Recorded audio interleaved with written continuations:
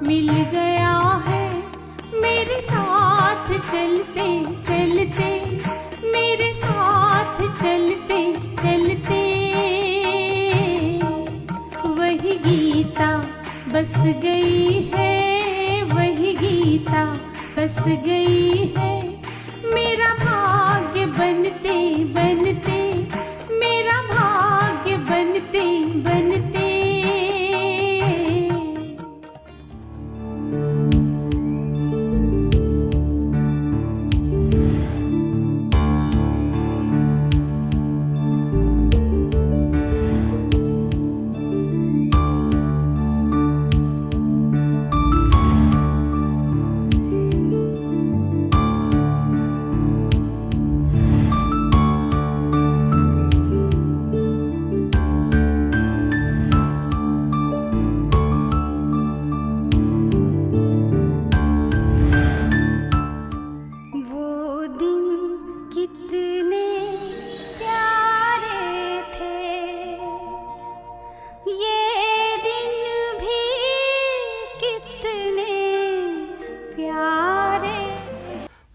बाबा के कहने अनुसार पिताजी ने नियरेस्ट तीर्थ स्थान मथुरा था, वहाँ पर एक किराए का मकान लेकर सेंटर खोल दिया।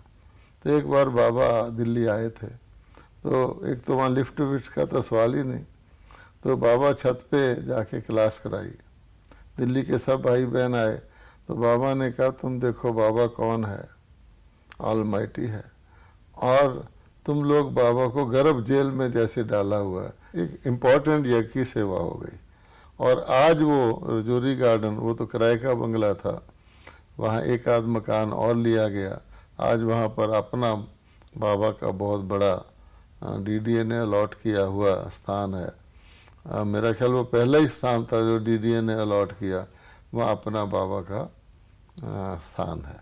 और वहाँ जब वो ग्राउंड थी तो बाबा उसमें क्रिकेट खेल लेते बच्चों को खुश करने के लिए।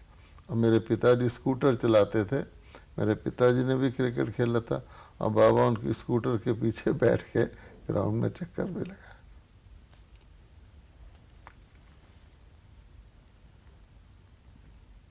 भ्राता जी, आपके जीवन में ऐसा श्रेष्ठ पवित्र जीवन जीने का विचार कैसे आया? ऐसा कि हम तो कुमार ही थे और फैमिली में ज्ञान आ गया, क्योंकि उसके बाद मेरे पिताजी रोज़ क्योंकि जाया करते थे सेंटर पर, तो सेंटर दूर था। तो एक दिन पिताजी को लगन बहुत थी, उन्होंने सोचा कि मैं रोज़ जाता हूँ, कार में जाता हूँ आता हूँ, इतना खर्चा आता है और टाइम भी लगता है, तो क्यों नहीं मैं अपने घर में ही सेंटर बना लूँ, हैं। और यहाँ क्या है कि और लोगों को भी परिचय मिल जाएगा। बहुत पक्के कट्टर थे, ज्ञान सुनाना, किसी से पर्चे बांटना, बस स्टैंड पे जाएंगे वहाँ भी पर्चा, ट्रेन में जाएंगे। तो दादियों को कहा तो उन्होंने मान लिया, बाबा ने भी स्वीकार कर लिया। तो हमारे घर में सेंटर खुल गया, बहनें आ गई। ऐसी कोई भी बड़ी दादी नहीं जो हमारे सेंटर में ना, घर में ना रही हो। और प्रकाशमणि दादी तो हमारे घर के सेंटर में टीचर भी रही बहुत साल। तो वातावरण ऐसा हो गया, किचन भी हमारा यज्ञ का ही हो गया और लोग आने लगे जाने लगे। तो उस वातावरण में हमारा नेचुरल सा ही ऐसा जीवन हो गया। क्या परिवार में किसी को भी इस बात से कोई ऐतराज नहीं हुआ? नहीं, क्योंकि जो ऐतराज करने वाले हो सकते हैं, कोई तो हमें ज्ञान में ले गए। पहले पिताजी ले गए, फिर माता जी को भी ज्ञान अच्छा लगा। उसकी भी एक कहानी है कि माता जी महिलाओं का सत्संग करती थी, मुझे उन्होंने भेजा, तो मैंने आके कहा कि ये ठीक है ज्ञान। पिताजी ने एक समझदारी की कि उनको कभी भी जोर नहीं दिया कि आप ब्रह्मा कुमारी के जाओ। अगर वो जोर देते तो महिलाएं बहुत सारी थीं। उन दिनों ये मान्यता होती है कि गुरु को छोड़ दो तो तुम्हारा बहुत नुकसान हो जाता है। तो उन माताजी को पिताजी ने ज्ञान में लाने के लिए एक युक्ति करी कि हमारे घर में जो सत्संग था उसमें एक ब्रह्मा कुमारी बहन थी, उसका नाम था मिट्ठू बहन। वो लुधियाना में बाद में रही इंचार्ज। वो बहुत अच्छा हारमोनियम बजाती थी और भजन गाती थी। वो 1937 वाले ग्रुप की यंग थी। तो पिताजी ने माताजी को कहा कि एक ब्रह्मा कुमारी है, बहुत अच्छे भजन बजाती है, आपके सत्संग में ले आए। तो उनको शौक भी था कि कैसी ब्रह्मा कुमारी होती है देखूं। तो उन्होंने माताओं से पूछा, उन्होंने कहा हाँ भजन तो गाए। तो बहन आ गई हमारे उनके सत्संग में, और उसने संसारिक भक्ति के जो गीत होते हैं ना, मुझे अभी तक याद है वो गीत, जीवन की घड़ियां यूं ही ना खो, ओम रटो बाजे से वो बजाया। तो माताएं का दिल भी नरम होता है, प्यार का होता है। तो उनको अच्छी लगी वो बहन। तो उन्होंने कहा आप आ जाया करो कभी कभी। इस प्रकार से बीच बीच में वो बहन माताओं के सत्संग में आने लगी। तो हमारे घर में क्योंकि आती थी, थोड़ी देर माता जी के पास बैठती थी, उठती थी। तो माता जी का जो रेजिस्टेंस था कि ब्रह्मा कुमारियाँ पता नहीं कौन है, घर छुड़ाते हैं, वो टूट गया, प्यार हो गया। तो फिर एक दिन उस बहन ने कहा माता जी को कि मैं तो एक हूँ, आप हमारे सेंटर में आओ, बहुत सारी बहनें हैं, आपको मिलेंगी, आप खुश हो जाओगी। अब जैसे फ्रेंडशिप में या स्नेह में माता जी ना नहीं कर सकी, वो वहाँ चली गई। तो वहाँ उसने देखा है तो और भी है। तो उसको जो भय था कि ब्रह्मा कुमारियाँ पता नहीं क्या करती हैं, तो वो हट गया। इस कारण से वो धीरे धीरे ज्ञान की तरफ, क्योंकि ज्ञान तो पावरफुल है, तो झुक गई। तो धीरे धीरे वो जाने लगी। तो फिर माता नेचुरली वो माताओं का सत्संग किसी और जगह हो गया। उसी दिनों में मेरे छोटे ब्रदर की डेथ हो गई। फिर माताएं आई कि देखो तुमने गुरु छोड़ा ना, देखो तेरा बेटा शरीर छोड़ गया। तो होता है ऐसे। तो माता जी पक्की हो चुकी थी, उसने कहा कि नहीं, शरीर लेना छोड़ना तो कर्मों से होता है, बाकी इससे नहीं होता। तो वो उस पर असर नहीं हुआ इस बात का। तो ये चलते रहे हम लोग, ऐसे हुआ। हाँ, एक विरोध हुआ था, सॉरी, वो ये था कि हमारा जो घर था वो जॉइंट था। मैंने बताया ना अमृतसर से आए थे, वो प्रॉपर्टी हमारी बुआ जी की थी। अब बुआ जी के पति दिल्ली में, उनकी डेथ हो गई यंग एज में, वो टेलीफोन में बड़े ऑफिसर थे। अब क्योंकि उनकी डेथ हो गई तो उनके जो बच्चे थे, एक लड़का और लड़की, उसका बेटा मेरी एज का था। तो हम इकट्ठे ही स्कूल में पढ़ते थे। तो हमारी एक दादी थी, तो वो सारे के सारे, दादी और बुआ, ये सारा परिवार भी राधा स्वामी का ही था, जहाँ हमारी माता जाती थी।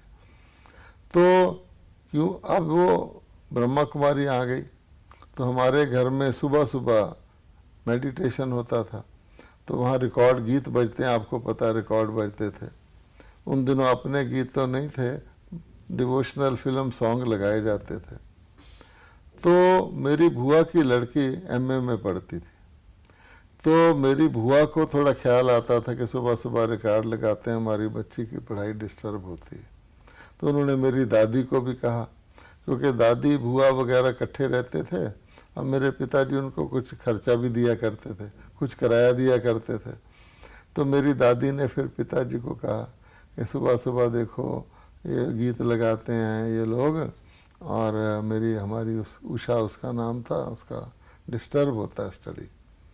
तो पिताजी ने कहा कोई बात नहीं। तो उन्होंने उसी निमित्त एक नया मकान किराए का उसी एरिया में सेंटर के लिए ले लिया।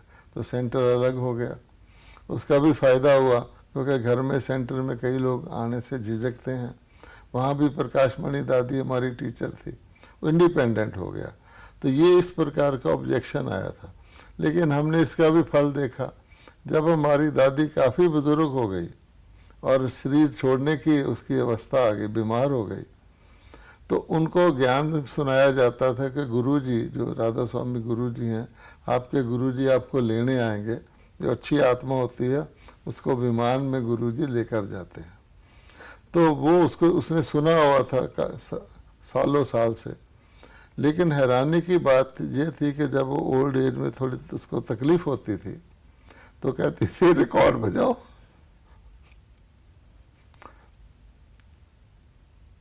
वो जो रिकॉर्ड, जिस रिकॉर्ड को ऑब्जेक्ट किया करती थी कि पढ़ाई खराब होती है, उसको चैन तब आता था जब वो रिकॉर्ड बजा दो, उसकी दर्द कम हो जाती थी।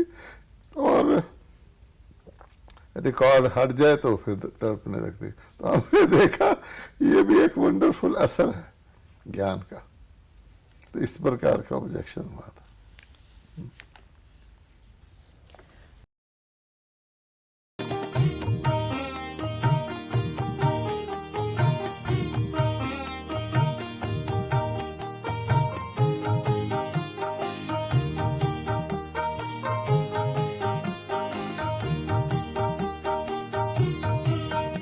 जो कह दिया बाबा ने, जो कह दिया बाबा ने, वो जमाना दिख रहा है, वो जमाना दिख रहा है।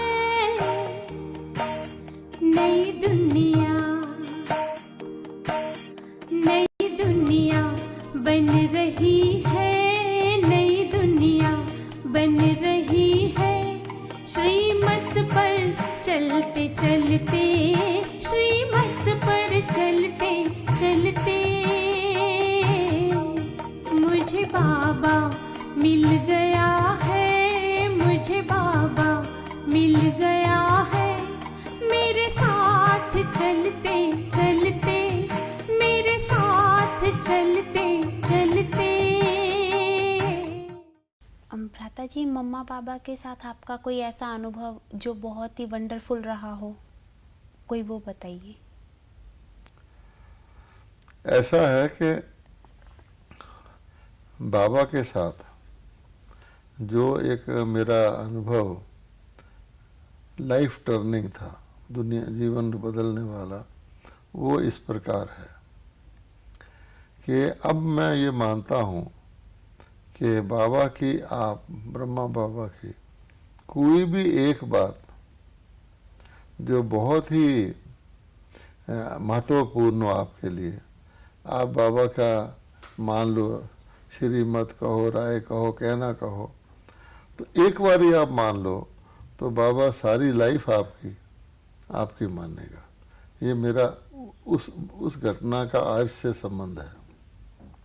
वो क्या घटना थी कि बाबा को ये पता था कि चार्टर्ड अकाउंटेंसी पढ़ रहा है। वैसे तो बाबा कहता है कि मैं तो ज्ञान योग से मेरा तल्लक है, तुम्हारे लौकिक से मेरा कोई मतलब नहीं, लौकिक तुम जानते हो। अब मेरे लौकिक पिता भी इसी तरह के थे। उनको कोई पूछे कि आपका बेटा कौन सी क्लास में पढ़ता है तो उनको पता नहीं होता। मेरे से पूछते थे तुम कौन सी क्लास में पढ़ते हो, फिर बताते थे। इतना उनको इंडिपेंडेंट था। ऐसे ब्रह्मा बाबा, और ब्रह्मा बाबा अंदर से हर बच्चे की हेल्प या गाइडेंस के लिए ब्रह्मा बाबा हमेशा ध्यान रखते थे। तो जब मैंने चार्टर्ड अकाउंटेंसी पास की तो मैं ये समझता हूँ कि उसमें भी मुझे ज्ञान योग की बहुत मदद थी, क्योंकि उस वक्त उन दिनों में, शायद आज भी, ये एग्ज़ाम इतना सख्त था कि पहली बार में तो कोई मुश्किल से ही पास होता था। और उन दिनों में मैं हमेशा लापरवाह सा था, थोड़ी बहुत पढ़ाई पढ़ ली, काफ़ी है। आज तक जितनी भी मैंने पढ़ाई पढ़ी बहुत केयरलेसली रूटीन में पढ़ी है। इतना ज़रूर होता रहा कि मैं पास होता रहा, ना कभी मुझे स्कॉलरशिप लेने का ख्याल आया ना मिला, लेकिन पास हो जाता था नेचुरली, कोई संस्कार था। तो इस प्रकार से जब मैं जाता था एग्ज़ाम देने सीए का, तो प्रकाशमणि दादी हमारी टीचर थी, तो मैंने नियम बनाया हुआ था कि दादी से दृष्टि लेके जाना है। और उस समय लास्ट दिनों में पढ़ने से तो कुछ होता नहीं, जो पढ़ा हुआ दृष्टि लेके जाना है। उससे मेरी कंसंट्रेशन, मतलब मुझे इतना विश्वास था कि अच्छा होगा। तो पढ़ता तो मैं लिमिटेड सा ही था, पर वो दृष्टि काम करती थी, क्योंकि उसमें नेचुरली, और लक्ष्य भी मेरा, जीवन भी दूसरी तरह का हो गया था। इसलिए मैंने पास कर लिया। अच्छा, पास करके क्या होता है फिर? नॉर्मली जो बच्चे सीए पास करते हैं वो अपनी प्रैक्टिस शुरू करते हैं, एक जैसे ऑफिस बनाते हैं, जैसे वकीलों का होता है सीए का भी होता है। पास कर लिया, मैं बहुत खुश। और मेरे पिताजी का बहुत कॉन्टैक्ट थे शहर में, इंश्योरेंस करते थे। तो उन्होंने मुझे सदर बाज़ार दिल्ली, जो बहुत पक्का बिजनेस एरिया दिल्ली का, उसमें एक होटल में कमरा ले दिया ऑफिस का, क्योंकि वैसे तो वहाँ कमरा मिलना मुश्किल, पर होटल था तो होटल में तो कोई भी कमरा ले सकता। वो होटल ऐसा ही था कि उसके कमरे किसी न किसी ने, बिजनेसमैन ने ले रखे थे परमानेंटली। तो एक कमरा नंबर 13 होता था, वो खाली था, वो मैंने ले लिया। उसका फ़ायदा क्या है, आपका ग्राहक आएगा, क्लाइंट, तो चाय आप होटल से पलवा सकते हैं, उसके एंटरटेनमेंट, आपको चपरासी रखने की ज़रूरत नहीं, होटल का बेरा है, किराया आपने सिर्फ दे दिया, आपकी छुट्टी, फ़ोन होटल का मिल जाएगा, कुछ बहुत फैसिलिटीज़ थी। तो यंग पर्सन को तो ऑफिस बनाना होता है, तो मैंने कहा ये तो बहुत अच्छा है, उन्होंने ले दिया। और क्योंकि उनका परिचय था और वो बिजनेस एरिया था, तो मुझे फटाफट कुछ क्लाइंट मिल गए, छोटे छोटे। वो कहते थे, पिताजी को अच्छी तरह जानते थे, वो कहते थे छोटा वकील जो होता ना यंग, हम इसको देंगे पर थोड़ा इसको एक्सपीरियंस हो जाने दो नेचुरली। फिर भी मैंने कुछ क्लाइंट ले लिए थे। तो मैंने केवल 1 साल और 9 महीने प्रैक्टिस की है। तो बीच में हम बाबा के पास गए, परिवार जाता था, तो बाबा ने पूछा, पहला सवाल यही पूछा, तुमने पास कर लिया? तो मैंने कहा हाँ जी मैंने कर लिया। तो बाबा बोले क्या कर रहे हो? तो मैंने बड़ी खुशी से, जैसे फखर से कोई कहता, मैंने सारा सुनाया, मैं ऑफिस खोला है और पिताजी के ऐसे कॉन्टैक्ट है, ऐसे ऐसे दफ्तर चल रहा है। तो बाबा मुस्कुराए और बोला कि थोड़ा नज़दीक आओ। मैं तो नज़दीक ही खड़ा था, मैं चला गया। बोले कि देखो, तुमको क्या चाहिए? 2 रोटी चाहिए ना? तो इसमें झूठ सच बोलना पड़ता है। बाबा को पता है अकाउंट्स वगैरह चेंज करते हैं, चार्टर्ड को। तो तुम इस झूठ सच का धंधा छोड़ो और कोई सरकारी नौकरी कर लो। वैसे भी बाबा हमेशा बिजनेसमैन वगैरह को कहते हैं कि तुम्हारा बुद्धि ज़्यादा जाती है, नौकरी होगी सरकारी तो समय ऑफिस पूरा हुआ छोड़ के आ गए, तुम्हारी उसमें कोई लागत इन्वॉल्वमेंट नहीं है, तुम कोई सरकारी नौकरी कर लो, ये बाबा ने कहा। एक तो बाबा का परिचय हमें है, बाबा, फिर बाबा की पर्सनैलिटी, और हम उसकी भेंट में 20-21 साल के बच्चे, तो हमें जैसे कोई ग्रैंडफादर किसी को कहे, तो मैंने उसी वक्त दिल में धारण कर लिया कि मैं जाके नौकरी ये छोड़ के प्रैक्टिस नौकरी करूँगा। आ गए हम। अब दिल्ली आके उसके बाद मैं अपने ऑफिस में नहीं गया। उसमें टेबल था, कुर्सियाँ थी, वो सब मैंने अपने भाई को भेजा, ले आओ, तब तक वो जिंदा था, और वो रजौरी गार्डन सेंटर में हमने दे दी। जब मैं वहाँ जाता था बाद में मुझे पहचान थी कि मेरे वाला टेबल है, लेकिन दे के बंद कर दिया। और पहले फर्स्ट टाइम मैंने न्यूज़पेपर पढ़ा इस एंगल से कि कोई नौकरी दिखे, तो उसमें नौकरी देखी, तो जो फर्स्ट नौकरी मुझे चार्टर्ड अकाउंटेंट की दिखी उसमें मैंने अप्लाई कर दिया, वो भी हाथ से लिख के। मुझे ये भी नहीं पता था मुझे कि एप्लीकेशन टाइप करा के दी जाती, आजकल तो कंप्यूटर है। हाथ से लिख के अर्जी भेज दी। अब क्योंकि इसके पीछे बाबा की शक्ति थी, मुझे इंटरव्यू भी आ गया। अच्छा, इंटरव्यू आ गया तो मैं कभी घर से बाहर नहीं गया था, तो वो दूसरे शहर में जाना था, भाखड़ा नंगल को एक जगह है, वहाँ कोई नई फैक्ट्री लग रही थी गवर्नमेंट की, उनका था interview.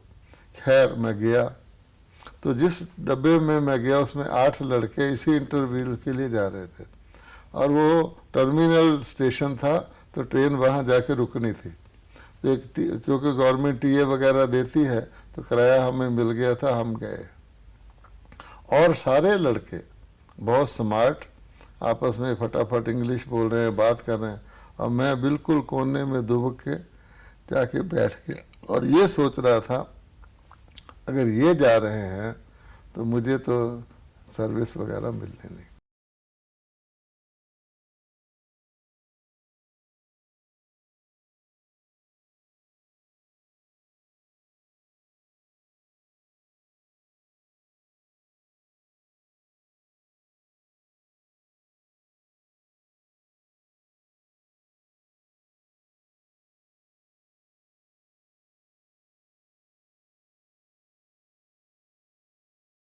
Now make it there and you are going to crack the interview? Yeah, I'm damn confident. You're damn confident? Yeah. Great. Well, I am a little bit nervous, I must say. So, how much you are expecting? You are going the same place, I must say. Yes? Okay. So, how much you are expecting?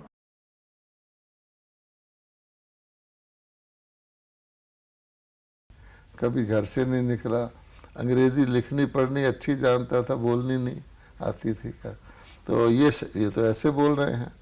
खैर हम गए, interview दिया। तो interview में उन्होंने मेरे से 5 प्रश्न पूछे, पांचों मैं आंसर नहीं कर सका, क्योंकि पौने 2 साल तो मैं वो करता रहा। अब वो किताबों के सवाल पूछे, वो भी नहीं मुझे आए, दुनिया की भी इतना ज्ञान नहीं था। तो 5 सवाल में जो बोर्ड बैठा था उन्होंने नेगेटिव सिर हिलाया। पर मेरे क्वालिफिकेशन बहुत अच्छे थे, पढ़ाई बहुत अच्छी थी। तो उन्होंने आखिर उनका जो चेयरमैन था उसने पूछा आप क्या तनख्वाह लेंगे। अब मुझे तनख्वाह भी नहीं पता, इंक्रीमेंट क्या होता है, पे स्केल कुछ पता नहीं। अच्छा, तो मैंने कहा जी जो आप दे दोगे। अच्छा, क्योंकि और कुछ पता ही नहीं। तो उन्होंने मेरा ही कोई रखा और सब कोई नहीं रखा। अच्छा, हम हैरान। अब मैंने माता पिता को कहा भी मुझे, उन्होंने फिर वहाँ किसी का घर था, कोई जानकार का कि पहले इसके घर रहना, ऐसे ऐसे भेज दिया। तो वहाँ जाके मैंने पूछा कि भाई ये क्या, मैंने तो अपनी आंखों से वो लड़के देखे थे इतने होशियार, मुझे कैसे नौकरी मिल गई, वो उनको किसी को नहीं मिली। तो उन्होंने उसका कारण बताया कि जी गवर्नमेंट की कंपनी है, उन्होंने सोचा यंग पर्सन रखने हैं और मिनिमम जो तनख्वाह होती है उस पर रखने हैं, आगे उनकी तनख्वाह बढ़ती रहेगी। और ये सारे लड़के दिल्ली के हैं। जैसे आप किसी बड़े शहर की कन्या को गांव में शादी कर ले तो उनके बड़ी बड़ी डिमांड्स हैं। उन्होंने कहा ये तो खाली ग्राउंड है, अभी तो कंपनी नहीं बनी, आप ही तनख्वाह ज़्यादा देंगे, हम तो चार्टर्ड अकाउंटेंट हैं, कई की नौकरी कर रहे थे ऑलरेडी। तो इसलिए उन्होंने ज़्यादा तनख्वाह मांगी, उनको दिया नहीं, आपको रूल के मुताबिक दे दिया। मैंने कहा बाबा तेरा शुक्रिया। अच्छा, 1 महीने बाद उनको बहुत सारे चाहिए थे, बड़ी कंपनी थी, 10-12 चार्टर्ड अकाउंट। उन्होंने दोबारा विज्ञापन दिया और तनख्वाह बढ़ा के, क्योंकि रूल वही है कि मिनिमम पे रखना है। तो मेरी तनख्वाह आप ही बढ़ गई, क्योंकि मैं ऑलरेडी ज्वाइन कर लिया था। पहले वो होती तो मैं बाहर था। तो मैं इस बात को पक्का समझता हूँ कि बाबा ने मुझे जॉब दिलवाई, ये मैं समझता हूँ। इस तरह से है। और आगे भी वो कहना जो मैंने बाबा का माना था, उसमें मुझे फायदे भी बहुत हुए। थ्रू आउट अब तक कोई भी मेरी किसी प्रकार का डामाडोल हो दुनिया में, जॉब्स में होता है, वो बाबा ने ऐसे प्रोटेक्ट